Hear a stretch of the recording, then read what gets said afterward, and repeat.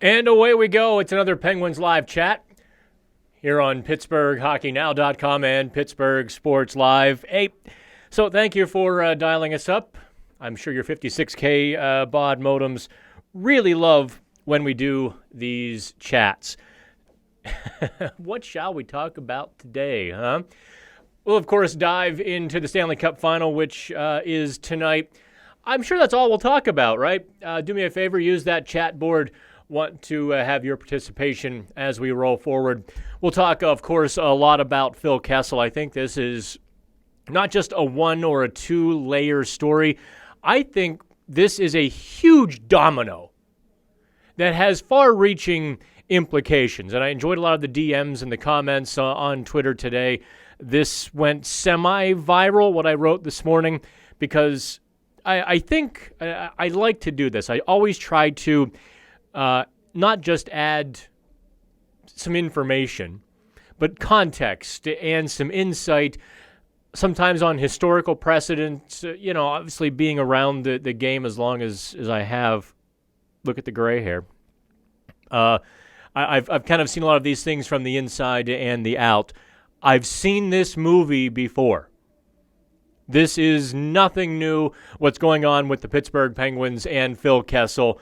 And the Penguins, to my surprise, actually, are going with the typical route, right? They are actually going with what most teams do. And before I go any further, of course, we're talking about this guy. Yeah, what are you going to do? And, Jim Rutherford yesterday, when he talked with The Athletic, also put to rest any speculation that this guy would be going anywhere. So we will see a lot more of this going forward. Together again. Anyway, I will spare you the song. Chris Letang also not going anywhere. Don't have any cool pictures of him. Kessel. Man alive, I didn't see all of this coming.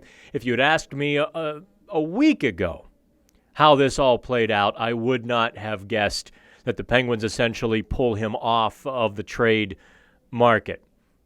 I'd be remiss if I didn't acknowledge the potential that Rutherford is bluffing. Having been exposed with his trade to Minnesota, Kessel, for all intents and purposes, publicly rejecting it. Rutherford kind of got caught, the whole table saw his hand. And that's what we talked about a couple shows ago. That's what we wrote on Pittsburgh Hockey Now.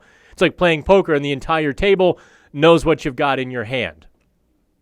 I must acknowledge this could be an attempt to get a couple of new cards in his hand, reshuffle the deck, and go from here. That's possible. My read on it, though, is quite frankly that that's not the case. If Jim Rutherford says, I expect Phil Kessel to be back, then I think Phil Kessel will be back. That's just what I expect. I generally take Jim Rutherford at his word. Rarely does he give you that swerve and that, let's be honest, Neil Huntington speak.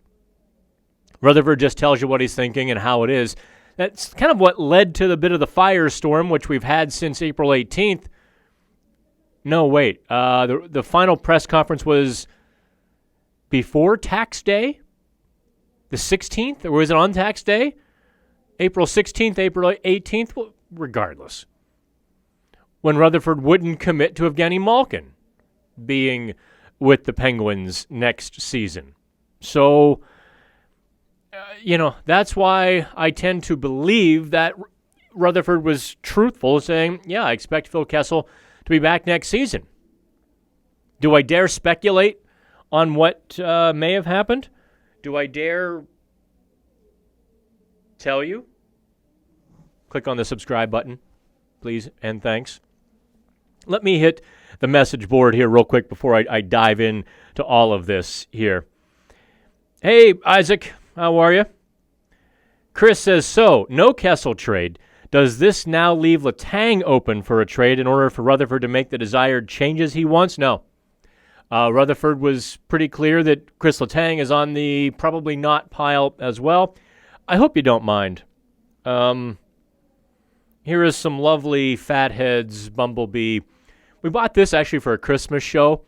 I just found it in the fridge in the kitchen. Cheers, Bob. Cheers, Doug. There's one show that'll make you drink. This will be it. No, so Letang is staying. So Malkin, Letang, Kessel. 90% all three are back.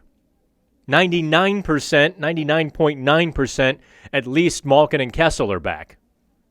That's kind of, if I were a betting man, I wouldn't touch either of those two being dealt. And I wouldn't touch Letang being dealt as a betting man either. Oh, let's see here.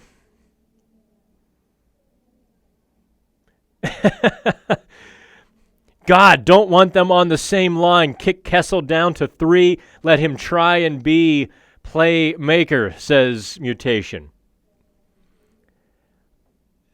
There is so much up here in the last 24 hours that it was hard to write the column this morning. I only wrote one. I got busy today. We're launching a brand new Hockey Now franchise tomorrow. When it becomes official and it's, Facebook official and all of that fun stuff, you'll see me announcing it on Twitter and Facebook tomorrow morning. I don't want to give anything away just in case all hell breaks loose tonight and the website breaks and we can't launch tomorrow. I don't want to ruin the new writer's big debut in his market. Believe me, it's a heavy hitter, and we're ecstatic. So I only got that one out. There's so much to download. Or to download to all of you. Aaron did read the article this morning. Hey, great article about Kessel and JR. Sullivan will be the scapegoat because regardless of team buy-in, the team has talent and needs to produce. Put a pin in Mike Sullivan. Remind me to talk about that. Curious of my opinion on Kessel's work ethic, so to speak, says S. Miller. You're in the thick of it more than most and see somewhat firsthand players' habits and tendencies. Oh, S. Miller, you're going to get me in trouble on that. You're going to get me in such trouble because I'll answer that bluntly. You know what? I'm going to answer your opinion or your question, Miller, right now. I do not like it when I hear Andy O'Brien on the podcast say that he has to make concessions for dealing with Phil Kessel.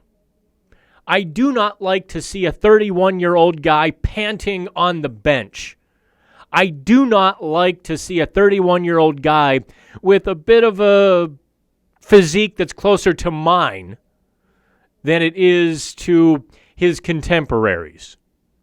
I do not like to see a hockey player treat the defensive zone in 2019 like he's storming a castle and there's a moat around it. I do not like to see a player indifferent to a quality coach. I do not like green eggs and ham. I do not like...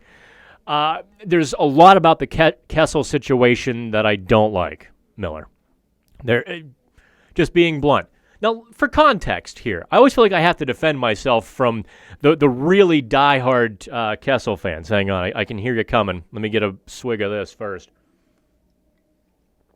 4 years ago, this guy was telling you that the Penguins would be Stanley Cup contenders if they acquired Phil Kessel. Go back and read the archives. This guy told you you'd love Phil Kessel. You argued with me. Okay. Near July 1st, after the draft, in that week, this guy told you Jim Rutherford was playing it brilliantly in the poker game, and you're going to love Phil Kessel, and the Penguins would be Stanley Cup contenders. You argued on July 1st when the Penguins got Phil Kessel, July 1st, 2015. Some guy sang its praises while you argued. Then somewhere around February 2016, this guy began to say, okay, it's time for Phil Kessel. The adjustment period's over. It's time to produce. He did. And you kind of didn't care yet until HBK went off. They won a Stanley Cup for the Penguins. They were largely, I think, responsible.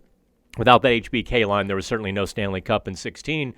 And we all sang Phil Kessel's praises. You and me were on the same page. Now, later in 2017 is where the cracks began to emerge. Phil Kessel was racking up points.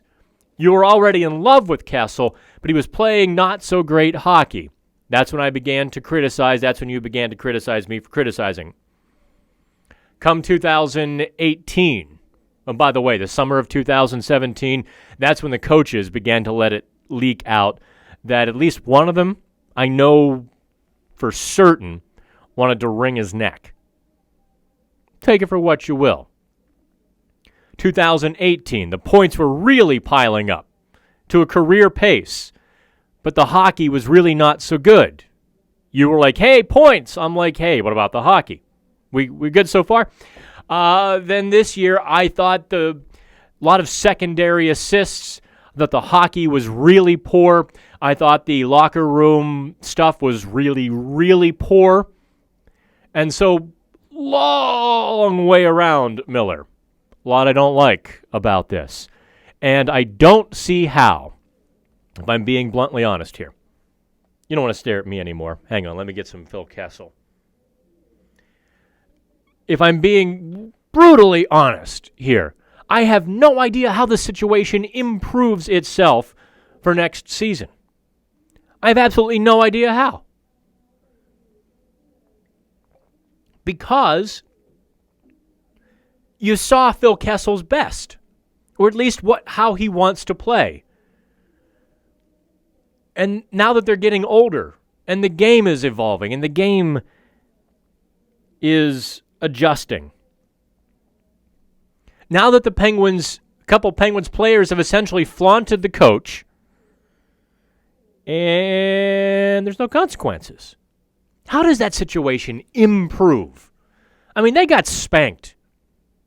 They were taken over the Islanders' knee and spanked in round one. How does any of that improve? So my outlook on the Penguins, not good.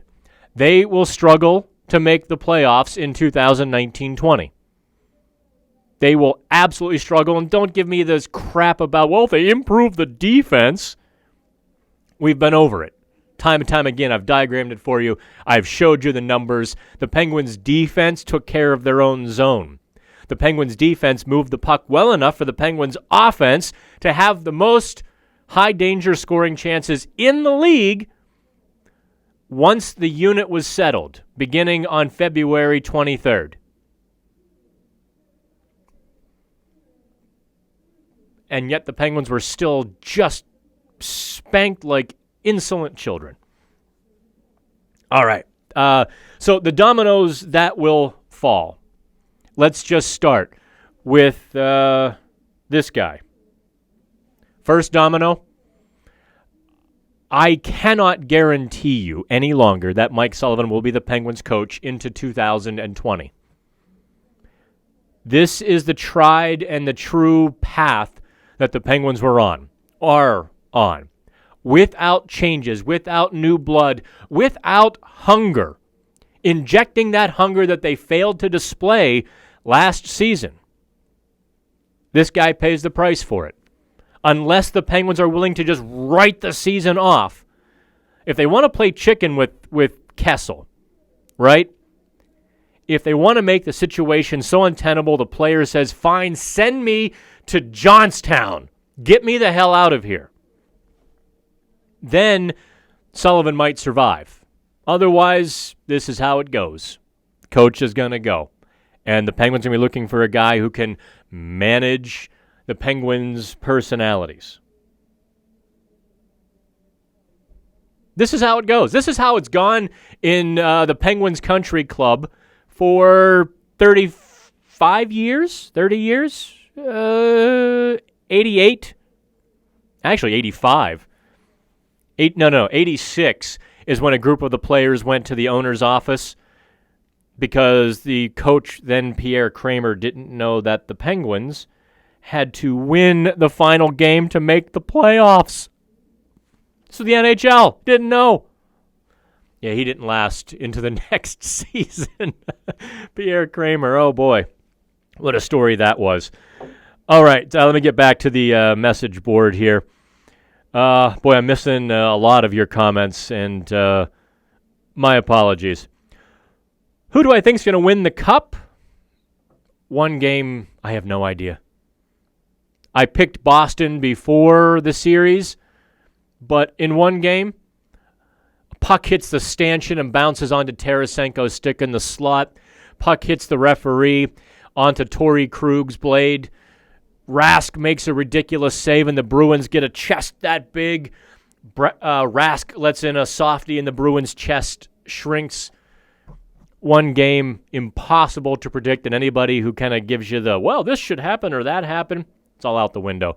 Who predicted Max Talbot would bury a 2-on-1, right? You just have no idea. All right, let's see here. Okay, If the Pens don't move Kessel, Letang, or Malkin, will moving Mata, Bukestad, and Jari be enough to make significant changes? Why would you move Bukestad? Then you're back into that third-line center rut once again. Then you're scrambling like the Penguins were for a year and a half before they got Brassard. Don't forget, the Penguins' 2017-18 struggles were so indicative. Did the video freeze up here on me? Looks like the video froze up. Did that happen? Let's see if I can get something else on the screen.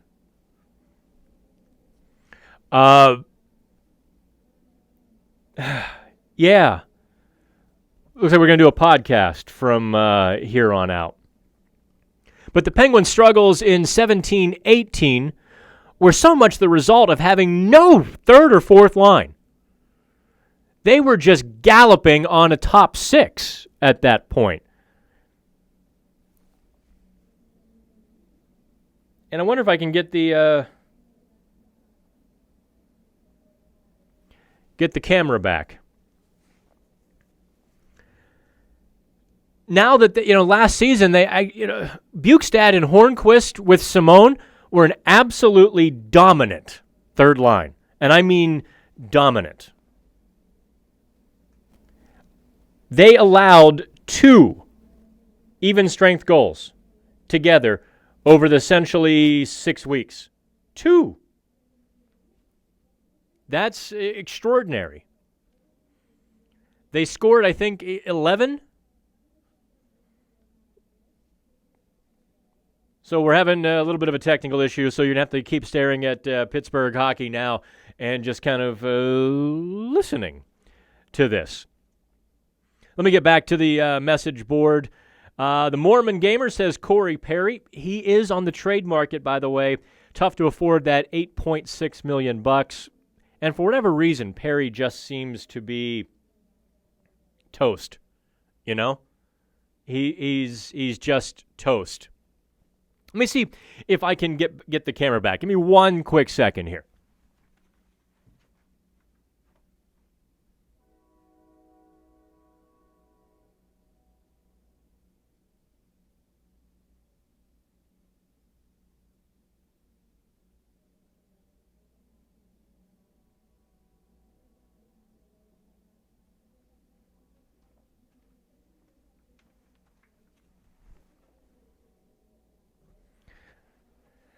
Alrighty. I think I've got the camera back. Here, before I zoom in. Oh, let me see, look at the studio here.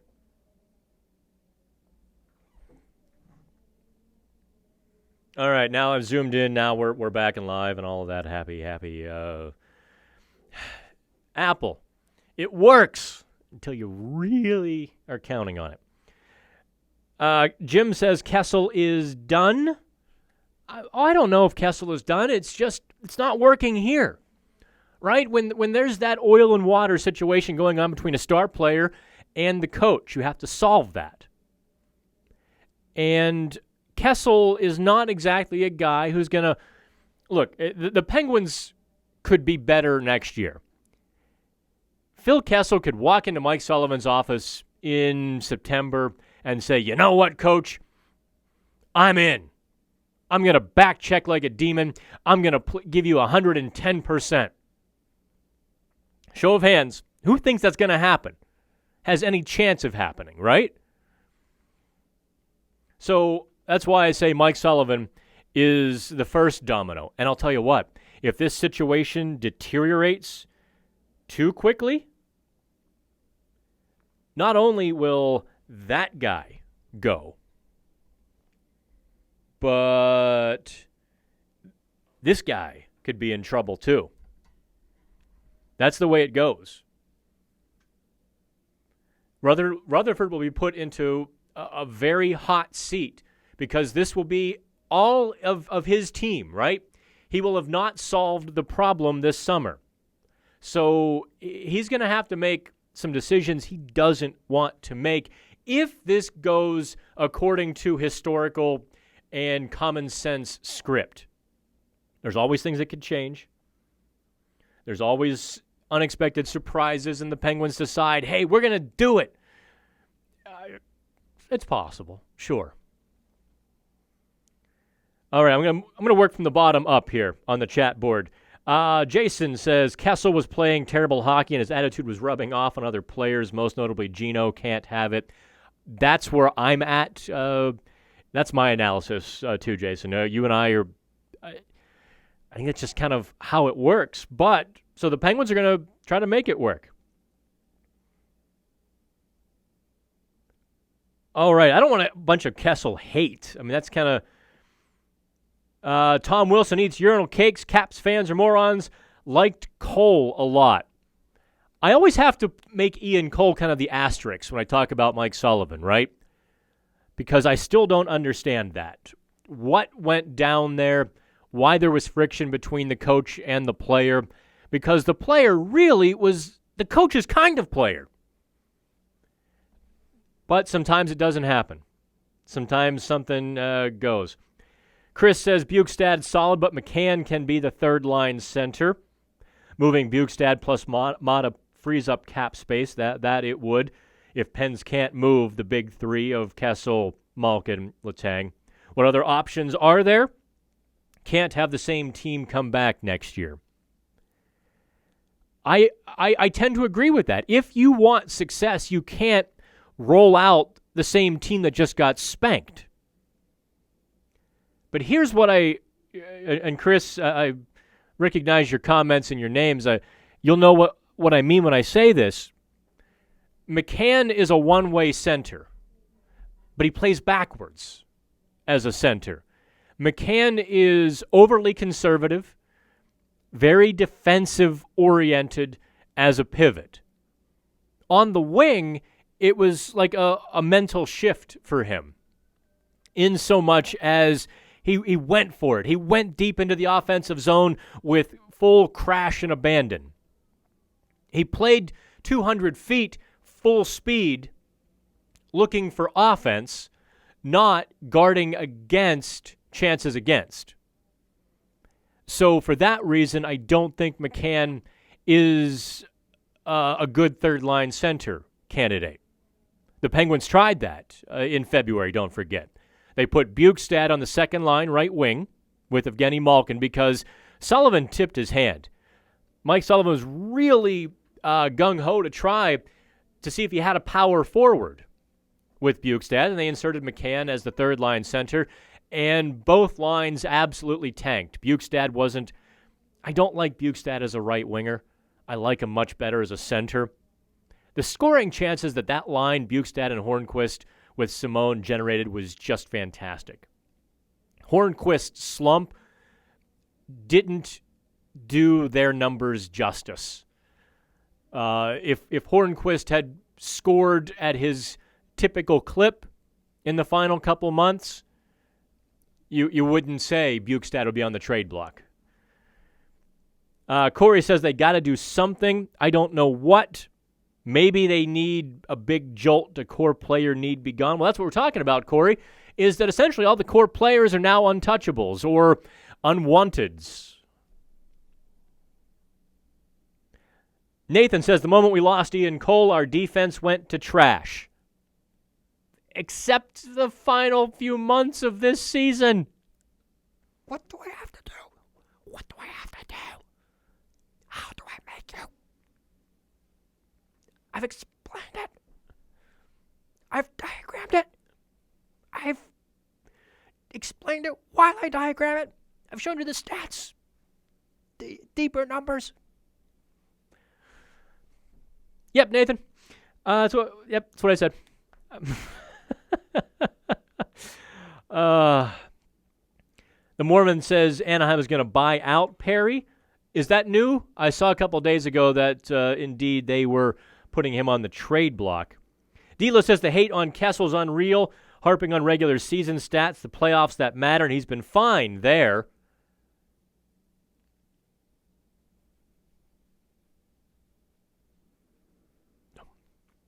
Nope. This could end up getting Rutherford fired next year. Yes. If this devolves into the kind of mess it could be, yeah, Rutherford will find himself on a hot seat. Kyle says the Pens should get Hayden Fleury and Ethan Bear. What would we have to give up, and should we get McDavid? Yes! Get McDavid. Kyle, you're talking my language now. I think a second-round pick, but they don't have one this year. So I guess the Penguins are out of luck. Jason thinks Bukestad and McCann will be huge this coming season. Heard it here. I do, too. I think McCann's going to bust out. I think Bukestad with Hornquist is going to bust out, too. I really, just everything I watched and all of the underlying numbers, they're going to go nuts. Let's talk about this guy a little bit, too, now that I see his picture, Zach Aston Reese. You may have seen we talked to some folks close to Zach Aston Reese who were part of the players' camp. I can't, we agreed not to quote them by name, but we had a good chat with some of Zach's immediate circle. They're really excited for what comes next for Aston Reese. The Penguins are too. Take that with a little bit of grain of salt that, Aston Reese and his camp really feel like the Penguins are behind them and supporting them, which is really nice. Aston Reese this summer is going to go train with Andy O'Brien up in Toronto, and they're really going to kind of work on his physique and kind of sculpt him into a bit of a power forward. That's kind of the way I interpreted parts of our conversation. Nathaniel says, think about if the forwards didn't have to worry about the defense so much, then they would actually be able to play. Nathan, I'm going to send Tommy Boy back here to hit your head with a tack hammer. That's all I can tell you, man. Forwards have to play defense. It's called the five-man unit. You saw what happened when the Penguins tried to, just abandon the defensive zone. This is 2019. You don't get to have two guys hang out at the red line. Five guys have to come back and pick up a man. And if people, golly, Penguins fans just get stubborn and locked into something that one guy says that makes them feel better that might have been true a year ago, and they hang on to it like manna from heaven because it still makes them feel good, but my God, is it wrong? Wrong. Again, the Penguins had the most high-danger scoring chances and fifth overall scoring chances when the Penguins' new defensive unit came together with, dare I say, Jack Johnson and Eric Goodbranson in that six, with Marcus Pettersson and Justin Schultz, with Chris Letang and Brian Dumoulin and even Oli Mata. And that's 7. And hell, Zach Trotman, put him in the 8. The team still produced the 5th most scoring chances in the league. They had the puck on their stick in scoring zones. What else can I tell you, right? I don't know how else to tell you that the defense did its job in both protecting the zone, because the Penguins gave up the 6th fewest scoring chances and the least amount of high danger chances. Ooh, I don't know how else to do it. How many points would Sid have if he didn't backcheck 200 feet? Yeah. Oh, Jack Johnson led in hits, but no defense. I don't even know how to. Z-Smooth. Which players would you consider untouchable unless we get an insane offer? I think at this point, and I have to give a stick tap here to Josh Yohe, because he broke the story yesterday. This is one area where Pittsburgh hockey now has not yet been fully recognized, and I have to admit that it frustrates me a little bit that we're not able to pick up the phone and call Jim Rutherford, not because I don't have his number in my phone, but because we respect the process with the local hockey club in we have not been recognized as one of the 3 or 4 beat writer organizations. We haven't been given that key to the club yet, and so we respect the process by which we're working with that team, and they've shown us a lot of respect over the last couple of years as well. I don't want to make it anyway seem like it's a negative. We have to earn our way into it. So Josh talked to Rutherford yesterday, and he essentially said that through Sergei Gonchar, the Penguins have been in touch with Malkin, and I think both sides are comfortable. All right, so if that's the case, if Malkin realizes he can't flout Sullivan like he did, he can't, he can't tell the coach to fly a kite during team meetings anymore. If both sides kind of come to that understanding and that agreement, you do not trade Crosby, Malkin, Letang. Matt Murray would be untouchable to me. Jake Gensel is probably effectively untouchable. Now, if somebody, Jake Gensel's untouchable. There's no trade that would make sense for both teams that would pry away a 40-goal scorer who just finished his 3rd NHL season. Just not going to happen. Unless you get the number 1 overall pick, right? Which, right, like I said, not going to happen. So Crosby, Malkin, Letang, Gensel, Murray, there's your 5. Who else would I put? Would I put anybody else on the untouchable list? I probably wouldn't. I think everybody else could be replaced. I will put on the special exemption list, and this might surprise you just a wee little bit. I'll put Patrick Hornquist on the special exemption list just because that energy, that enthusiasm, that grittiness that he adds. The second half of last season was really tough for Patrick Hornquist, there's no question. When he came back from the concussion in January until the end of the regular season, Hornquist just didn't click. He was playing really hard in the last 6 weeks. He was a monster on the forecheck in the last 6 weeks. Hornquist made a difference. The puck just wasn't going in for him. He gripped the stick too tight is what happened. In the World Championships, it began to click a little bit. He let go of the stick, and he racked up, a point per game or more in the World Championships. By all rights, by all accounts, you'll probably see the real Patrick Hornquist again next season. He is so difficult to replace that trading him would be really difficult as well. If you were rebuilding, sure, you trade a Patrick Hornquist, but the Penguins aren't rebuilding. They're trying to retool. I would be hard-pressed to find a guy who provides as much to the locker room. He's a bit of a glue guy in there, and as much on the ice. He is a 25, let's call him a 25-goal scorer, who's a glue guy in the room. I don't know how you replace that. Let's see here. Miller says Dumoulin untouchable. He's close. You know, he's really good defensively. Only makes $4 million and change for that contract and that value. I'll go along with that.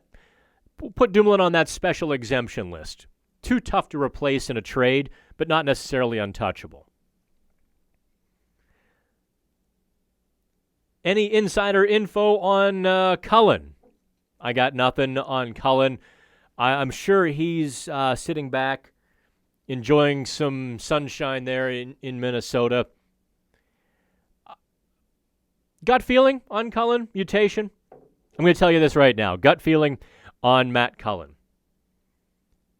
He doesn't want to walk away. Gut feeling on Cullen is he looks at his family. His kids are like, Dad, go play, go play. I mean, he's got, what's his son now, 12 years old? His son is really old enough to understand giving up something you love and probably thinks it's really cool. His dad's still in the NHL. His kids probably don't see that he would be, a 43-year-old next season? And Cullen performed solidly. When that fourth line was together of, let me do it for you this way, Riley Sheahan, Matt Cullen in the middle, Zach Aston Reese on the right. That fourth line was dynamic. They were scoring points. They were shutting down the opponent's top line. Cullen was rolling. Now, when Cullen had Garrett Wilson and Dominic Simone, and it was a bit of a hodgepodge. I thought Garrett Wilson played really hard and really gritty, but Wilson, I wouldn't put him on the same level as a healthy and clicking Zach Aston Reese. And Riley Sheahan is just superb defensively as a hockey player. So that's kind of where I'm at with Cullen. I'm sure Cullen's wife, although I've actually heard some things about her too, where she loves hockey. I think Cullen told the story in a magazine, and you can probably Google this, where when he was in Minnesota before he came to the Penguins, he had a ghastly turnover that cost them the game. When he got home that night, the DVR was queued up to that moment with a note, "What were you thinking?" So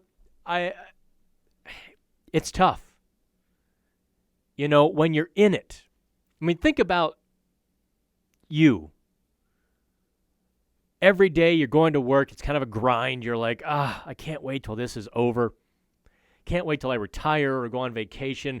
I'd love to quit and just do nothing. Then you get to do nothing for a while. You're like, I can't take this. I have to go back to work. If you love what you do, when you step away from it, you need to get back to it. I'm that way with Pittsburgh hockey now. My God, I've been every day, multiple articles a day now for over a year, coming up on 18 months, every single day. And it wears me out. I mean, it beats me up. You know what I did last night for 4 hours? I sat and I wrote, and I deleted, and I rewrote, and I deleted, and I massaged, and I chopped, and I edited. And then I finished it this morning. I got up at 5:30 a.m., because I had some things I had to do by 7 a.m. So literally, I slept in my recliner last night, and 5:30, the alarm goes off. All right, because I always wake up around 3 or 4 a.m., roll over. Hey, Siri, set alarm for 5:30. Okay, Daniel, alarm is set. Alarm goes off. I finish up the column, and I get on my daily activities by 7. And And I'll do the same thing again tonight when I get done with this. I have to help finish off this new franchise we're launching tomorrow. I'll have to help with the boys at Boston Hockey Now. I have to write for Pittsburgh Hockey Now. It grinds me to pebbles. But I can't take a day off. It just, if I try to take a day off, I'm thinking about what to write, and I gather I'm sure it's the same thing with Cullen, because he's healthy. He's actually healthier this year than he's been in a long time. The question with him, and to get to the crux of the matter, the question with Matt Cullen will be: do the Penguins want him back? Can they wedge him in one more year with Teddy Bluger standing there ready to take the reins? As a general manager, that would be a tough call. I would go Teddy Bluger. Nothing against Matt Cullen. But Bluger just is a Tasmanian devil in the middle. He's not a good winger. Bluger is not a good left wing. Just didn't like him there at all. He was helter-skelter. In the middle, that helter-skelter really worked well. So that's what I would do. But we'll see. That's my read on the situation. It might not be entirely Matt Cullen's decision. Cullen will be, I think, a good coach if he wants to go down that route. I think you have to wait a year. I don't think you can go right from coaching or right from playing to coaching the same team you were on. There's too much crossover. It's like when your buddy becomes the boss. It's a tough situation. If Cullen comes back, JR would probably trade Teddy Bluger, and that should not happen. That's a good point, Aaron. That might force the Penguins. I don't blame Murray for much, Jason says. Really, I just don't see what everyone else thinks they see. He is not a franchise goalie. His poise, I think, was his greatest asset. I don't see it anymore. I'll tell you what. In the first half of the season, Murray's head was gone. His confidence was shot. He was giving up goals, and it just spiraled down. He took that month off. He was a little nicked up. He got healthy. Most importantly, in that November to December, was it the 17th to the 27th? About in there. November 17th to December 27th. Matt Murray got everything healthy, and he was really good. His bugaboo since he was a rookie has been the softie. The thing with him that I don't think fans will give him his just deserves is because he makes some very difficult saves look routine because he's a big goalie. He'll read the play very well and just slide a little bit and absorb the shot, when a smaller goalie has to scramble over and make the big windmill glove save. So Murray will always look like it was an easy save. Yeah, Murray's salary is favorable, Jason says, but guess what? He gets a raise next summer. That's going to be a big deal. Here's one guy that I'm really interested to see what the Penguins do. There's Tristan Jarry. I guess the race is now if I can finish this beer before the end of the show and before it gets warm. I needed a little relaxer here. Me, Bob, and Doug. This movie was shot in 3B. 3 beers and it looks good, eh? Tristan Jarry. Do the Penguins keep him into next season as Murray insurance? Right? If Matt Murray wants franchise goalie money, the Penguins might well say, to hell with it. No. I will tell you unequivocally. I have been told by sources who know that the Penguins are worried that could happen. That Murray could want too much money and the Penguins may have to say goodbye. The Penguins are preparing for that possibility. They don't want it to happen. They want to get Murray signed at a reasonable number that they think befits his status in the game, but there is some worry that their reading on his status and his reading on his status are two different things. We'll see. I am a big fan of Tristan Jarry as well, W. I think he's an athletic goalie who can play big, or a big goalie who can play athletic. Yeah, I think maybe the latter is true. He's a big goalie who can play athletic. Don't know what he'd do in the playoffs, though. Don't know what his mental makeup is like. Don't know what the pressure situations would be like, and that's Matt Murray's great strength.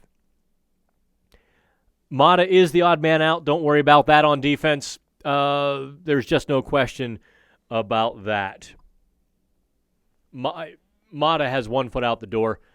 It's kind of a shame because injuries and bad luck have really taken their toll. He is an old 24-year-old. Or is he 25? No, he's not 25 yet, I don't think. Olli Mata is an old 24. I mean, surgeries and cancer treatments. It's just, that's a lot.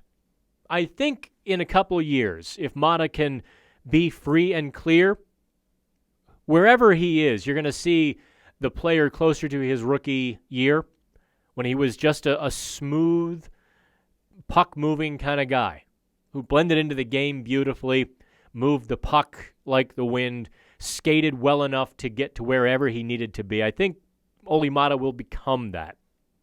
But the Penguins' blue line is full. Let's get back to talking about Phil Kessel. We talked about dominoes.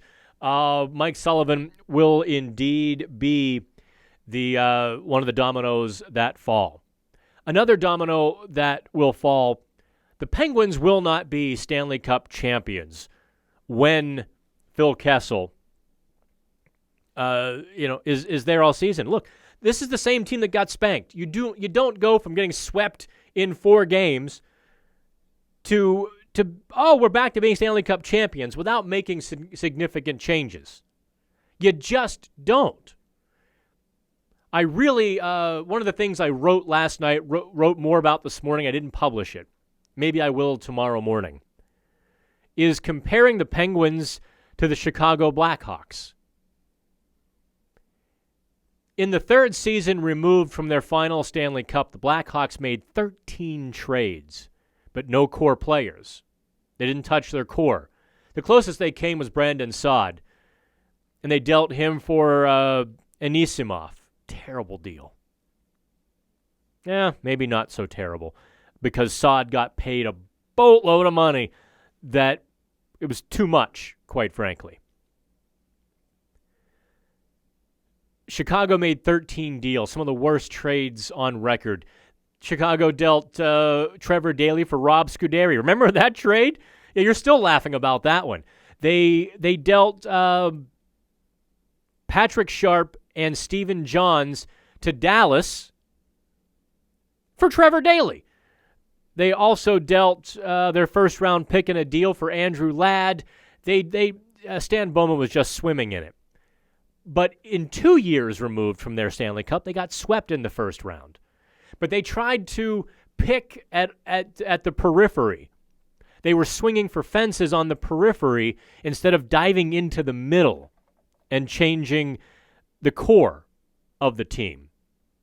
In fact, that was the same summer they signed Brent Seabrook, 30-year-old Brent Seabrook, to an 8-year, $55 million contract. Woo-hoo-hoo. Yeah. Talk about holy shnikes. Terrible. But the point being is Chicago then missed the playoffs in their 3rd year removed from their last Stanley Cup. The LA Kings also missed the playoffs in the 3rd year removed from their most recent Stanley Cup. The LA Kings tried to stand pat with both their core and their team. They missed the playoffs. In fact, 2 years, 2 years removed from their final Stanley Cup, LA won one playoff game. They lost in 5. They didn't get swept out like Chicago and the Penguins did. LA actually won a game 2 years removed from their most recent Stanley Cup. So that's what we're dealing with here. There's the history. There's the context of it. And the Penguins are kind of trying to flout history. They're just like, nah, it doesn't exist. We have Sidney Crosby. It's not going to work. And truthfully, I'm a little frustrated by it not because I care if the Penguins win or lose, because I don't want to cover the soap opera that's coming. I really don't. I don't want to be writing Days of Our Lives every day with Phil Kessel and Mike Sullivan, with Evgeny Malkin and Phil Kessel, with Evgeny Malkin and Mike Sullivan, with Mike Sullivan and the rest of the team, and the rest of the team with Malkin and Kessel, and Rutherford with Sullivan, and Rutherford with Sullivan and the rest of the team. I don't want to write it. I don't want to go through all of this happy nonsense. Is it puck drop time yet? We've been going for an hour. Let me share this on Facebook here. My I think I've had about 3 swigs of the beer on this show. Yeah. Bob and Doug would be very disappointed. Very disappointed in me. Do me a favor, like and share the show. Also do me a favor. Well, no, I actually do it for you. We're doing a lot more PHN Extra content this month. The NHL draft is next week. That's quite expensive. I'm sure you know what a trip to Vancouver costs. The hotel and the flight. I'd love to have you on board for PHN Extra. We're going to do at least, bare minimum of 20 articles per month. We couldn't do that in May. There just was no content to hide in May. But now we're back to June. We'll be putting a lot of content behind the paywall, and that's just so we can make a living, right? Let me get back to the message board here. They just had auditions for ice cleaners here not too long ago. All right. The Mormon gamers, you have to see the ice girls here. They are total bombshell. As an impartial journalist who would never not be politically correct, I cannot endorse the sexualization of the ice girls.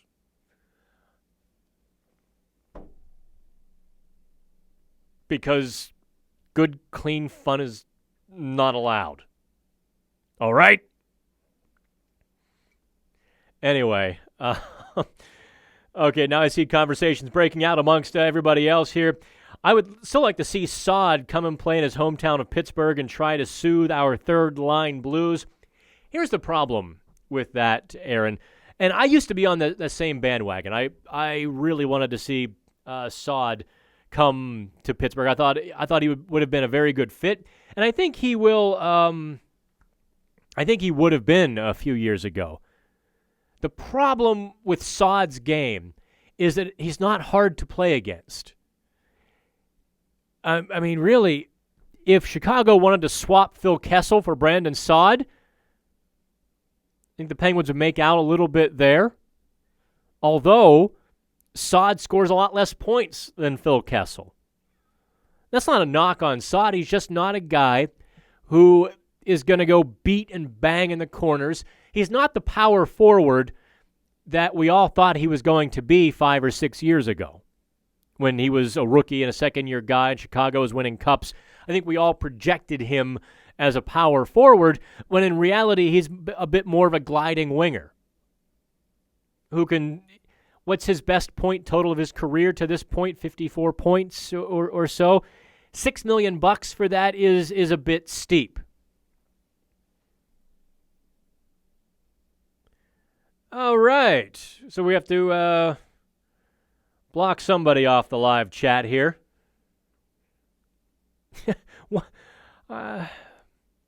Yeah, Phil wants to go to Arizona and play for Tocchet again. That's been everybody's read on the situation, and why Rutherford probably pulled him back off of the trade market is Arizona said no freaking way. Don't forget, Arizona is being sold. Arizona has no money to begin with, and they're being sold again. The new owner probably said, listen, until I get to Houston, until we figure out this new arena situation, until we know if we have two nickels to rub together, I'm not about to lose another $2 or $3 million because Phil Kessel won't pay for himself. Actually, he probably could have.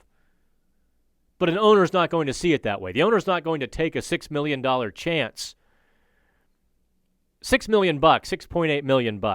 Even if the Penguins kicked in, let's call it $800,000. Whatever. That's 3 playoff games. If Arizona had made the playoffs, first of all, you've got the attendance spike down the stretch. Then you've got at least a couple home playoff dates, most likely 3 home playoff dates. There's your $6 million. But that's a gamble. And I can see an owner saying, yeah, that's nice, but can we find somebody cheaper who will do the exact same thing? I'm just not going to invest up front when we're already losing $25 million. I'm not going to put $31 million on the table to see if we can only lose $25 million. I get that. Would I rather have Sherry or Sod? At the cost? Factoring in cost, I'd probably say Connor Sherry because his contract is up next year. If money weren't an issue, Brandon Sod all day long. All right. So I see more people joining the chat. I want to thank you all as we do hit 7 o'clock. Do me a favor, like and share this chat. Pop it on Facebook, pop it on Twitter. At least give us a like. Use the comment board because, well, quite frankly, it's really boring when I sit here and blather on to myself. I enjoy this more than I enjoyed radio. No, really, because this is such live interaction. This is immediate gratification. Where at radio, okay, Bob from Rankin, you're on 93.7 The Fan. Thanks for taking my call, Dan. How are you? I'm good, Bob. The same answer I gave the last 12 people. What's your point? Well, good. Glad to hear you're doing well. Hey, I was wondering, I kind of have a question for you, but maybe I'll get to my point real quick. I want to talk about Phil Kessel. I know you do. You told the call screener. What's your question, Bob? Oh, yeah. So how are you, Dan? This was doing radio at 11 p.m. or 2 a.m. I loved it. It will always be my first love, but this is probably more fun, more interactive, and I hope you agree. Okay, so more dominoes for the whole Phil Kessel situation. As Mike Sullivan is a little bit neutered in the situation, because now the players know that they have the upper hand, right? So Sullivan is a little bit downgraded. Rutherford has had to acquiesce to a player. The Penguins are a little bit worse off as a team because now they're all a year older. They got spanked a year ago. Now they're older.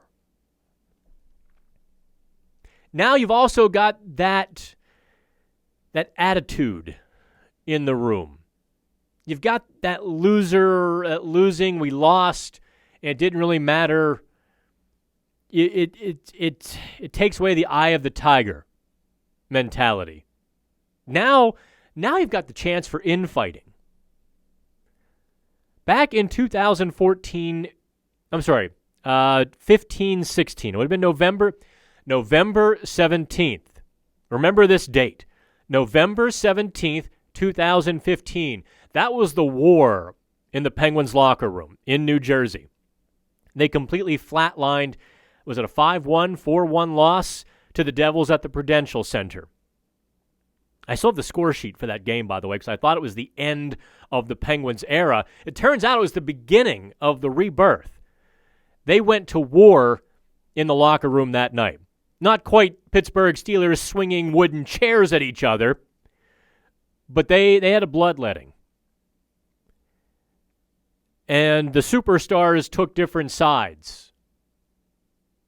There were several superstars in that room, and there were probably a different opinion being yelled at each other as guys drew sides behind different superstars.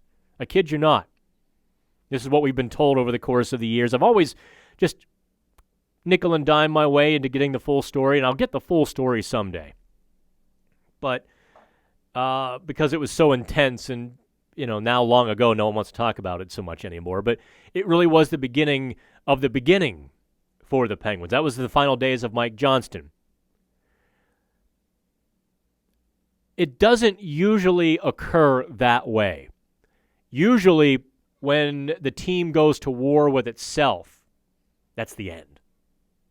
And the Penguins have a great potential to be facing the end.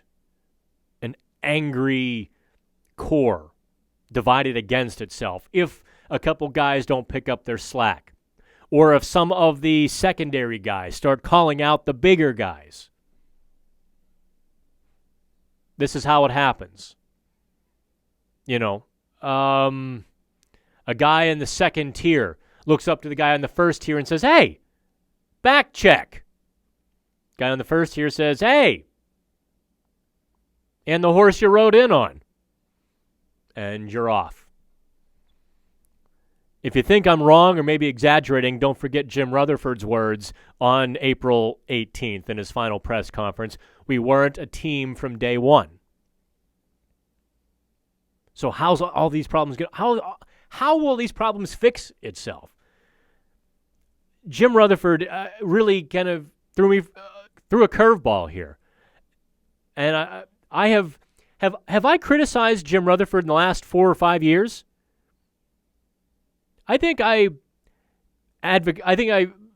level 0.1 chided him for not dealing Kessel last summer, maybe level 1 out of 10. And I 0.1 chided him for not dealing Derek Brassard last summer when it was obvious that he didn't want to be a third-line center. But generally speaking, I have been in Jim Rutherford's corner since the day he was hired because I've known he's a good GM. This one has the potential to unravel a lot. If indeed he's not posturing and playing poker, if indeed he's being straight serious. Hey, NES Addict is back. I guess I went long enough. Geez, I've already done a minute or an hour too. It is all-you-can-eat wing night at Redbeard's. Both on Mount Washington and down here on 6th Avenue. Do me a favor. I think I've said that a few times, but if you want some really great bar food, go to Redbeard's. All right? Just, if you drop our name to a manager or something, that's really awesome, but you don't have to. Click on that banner ad on Pittsburgh Hockey Now. Let them know you care. Really support our sponsor. They took a gamble on us. When a lot of companies are kind of looking at us like, what are you guys doing? We show them our numbers and how big we've gotten, and everyone's like, holy crap. But I'm still not a household name. And I probably never will be because I'm always going to be outside the mainstream because I'm going to tell you straight that Jack Johnson doesn't completely suck and that Phil Kessel isn't as great as... I'm always going to be giving you maybe some uncomfortable truths, so I'll never be one of the main guys in town. And I'm kind of happy about that. I'd rather stick to my guns and be a second-tier dude than sell out and be a first tier. I mean, I could double clicks tomorrow if I just corkscrewed Jack Johnson and admitted a mea culpa on Phil Kessel and did like some of the blogs did and were cheering up and down and just bag Jim Rutherford and bag Mike Sullivan, how terrible they've been, and it's a good thing that Phil Kessel... What did the one blog say? Phil Kessel saved Jim Rutherford from himself.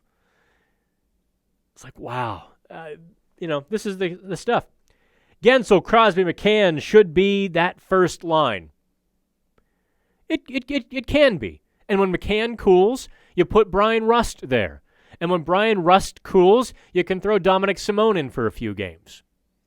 Z Smoove, here's the one thing I don't think Penguins fans have grasped yet. In this new hockey world and culture, it's not just Mike Sullivan. Most coaches do this. Lines are built on duos, not trios. You rarely see 3 guys stick together. You see 2 guys stick together. And this is actually kind of a variation of how Scotty Bowman used to coach in the playoffs. He would keep 2 guys together and have that third guy there for matchup purposes. And you can do that with the duo strategy, but you can also put a hot hand. When a guy really has his legs going, you can put him up with Crosby. When a guy's really feeling his oats and banging and beating around, you can put him down with Bukestad and Horn. You can really have a different lineup every night, but you can also maximize it by keeping duos. Crosby, Gensel, Bukestad, Hornquist. I think at this point you're kind of stuck with Malkin, Kessel, yeah? Kessel submarined the Bukestad line in the first 2.5 games of the playoffs. They were terrible. Hornquist went back down to that line, and boom! They easily were the best Penguins line. Tom Wilson eats urinal cakes. Caps fans are morons. Says, Dan, you were the only one I get Penn's info from. Thank you. Cheers, Tom Wilson. I appreciate you all more than you realize. I mean, I really do. I would not be sleeping in my recliner. I would not be killing myself if I didn't care. You know, it really is. So when I get stuff like that, thank you. Hopefully Rutherford is playing poker, Willie Wampa says, and hoping Kessel eventually accepts the trade option to the Wild.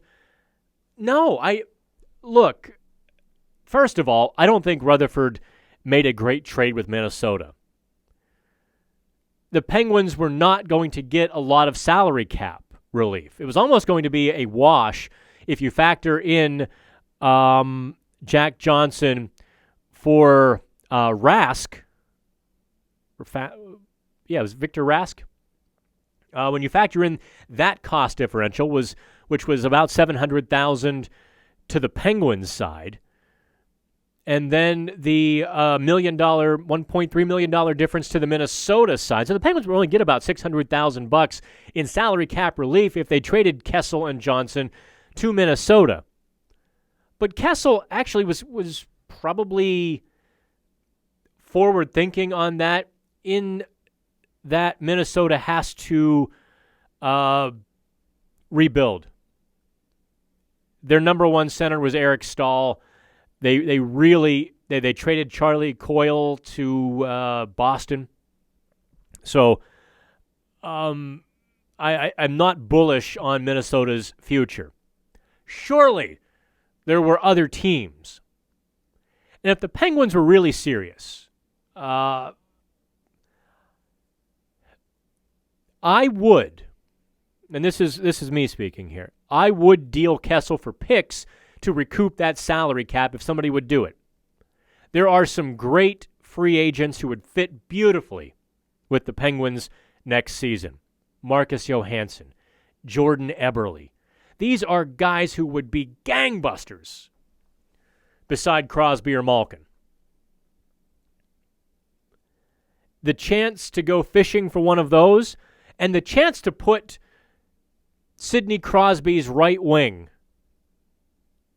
or hell, even left wing, or Evgeny Malkin's right or left wing, in front of one of those guys. Man, oh man, how tempting would that be for a free agent to be part of that top 6?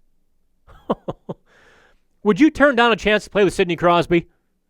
No, of course not.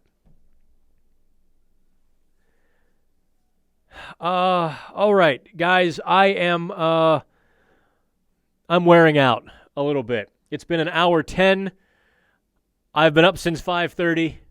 There's a Stanley Cup final game to watch. There's some wings to eat at Redbeard's. There's a beer to finish. 3 beers, that looks good, eh? And I have to help the boys at Boston Hockey Now. So, and I have to write more content for your viewing pleasure for Pittsburgh Hockey Now tomorrow. So, subscribe to PHN Extra.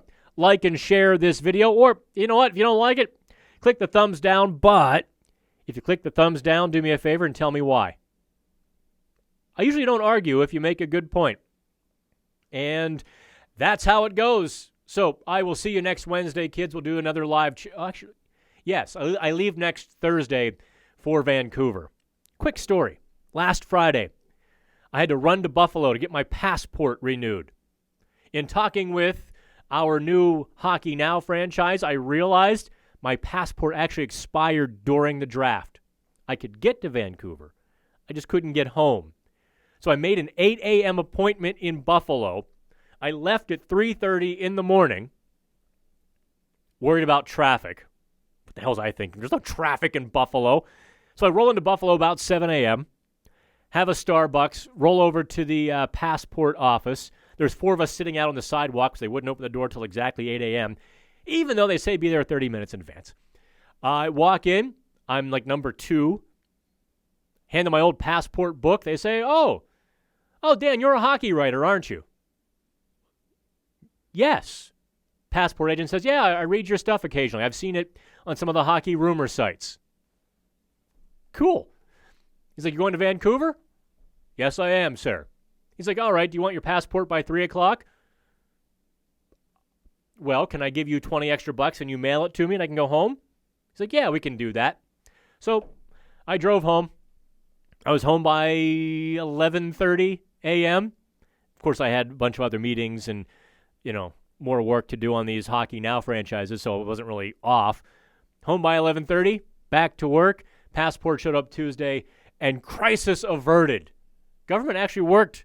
Man, you ever get that sinking feeling in your heart when you realize you might be screwed? That was it. All right, kids, next Wednesday. Oh, wait. Have fun.